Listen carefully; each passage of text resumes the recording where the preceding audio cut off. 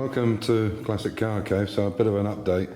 Amir and Revka, his wife, are back now. They had just under 4 weeks, 3.5 weeks off, and we organised it that way because they stayed longer last trip because of this COVID thing, and now we're out of the COVID. It was just easier to go backwards and forwards, even though they still have to have a test and all that. Anyway, so you can see the wings are back off, and Amir's been lead loading the back end here where this new section was put in. You can see this has all been lead loaded here, and we need to just get these lines better here, and the same here.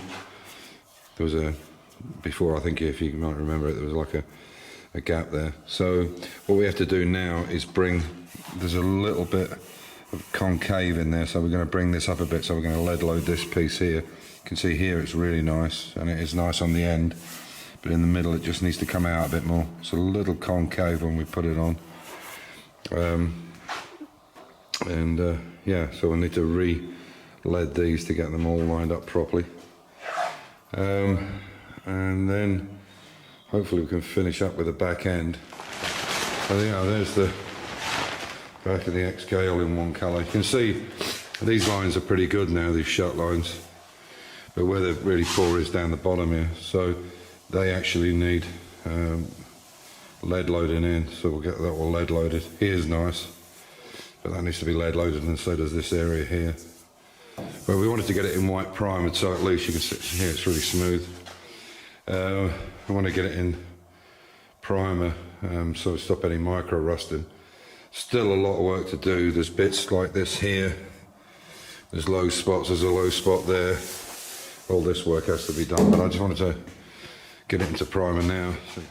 Quite a bit of work on the tonneau. You see this has all got to be taken off this primer, and all this has got to be really lead loaded and shaped.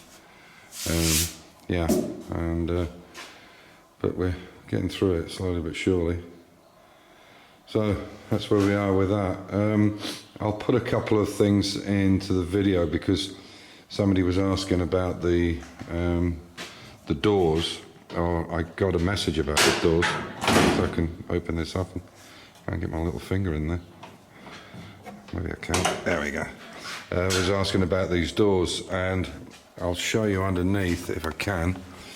You can maybe see, maybe it's better if I close it. You can maybe see there's a lip. There's a lip there right the way across, and that's how they're meant to be. And somebody said, I'm sure they're supposed to be underneath. They're not. On these particular doors and the other XK we did, they are definitely, and they're actually riveted. And I've put a couple of pictures in so that you can see them right after this.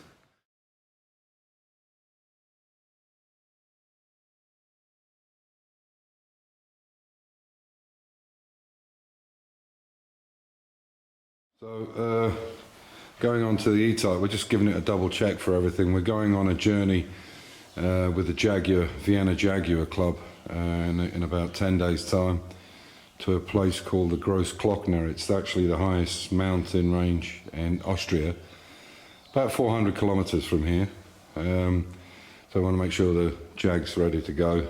And also I'll be taking a lot of video and footage there because it's absolutely glorious, like I don't know, the Stelvio Pass or whatever. It's all these winding roads up the mountain. So I just wanted to make sure everything's good. So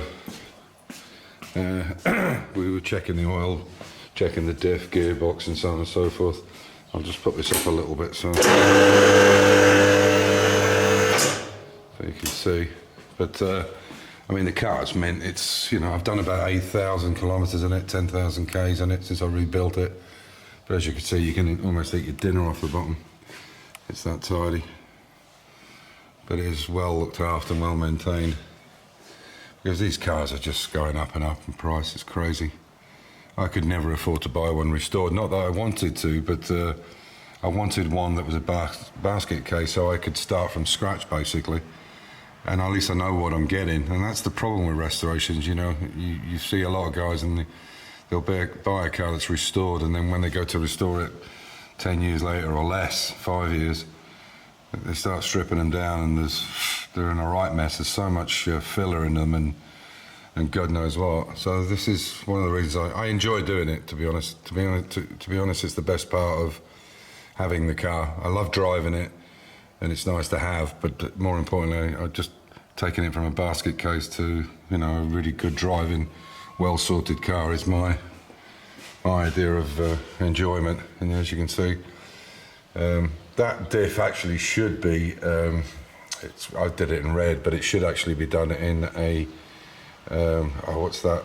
It's kind of like a brown, browny red paint. What do they call that? Definitely getting Alzheimer's. There's a colour, and that's what they were done in from the factory. But I just thought the red was nicer. And yeah, but you can see everything's in really good condition. This was the new bushings I put in here and here. Yeah, everything's really good, so I'm quite pleased. Yeah,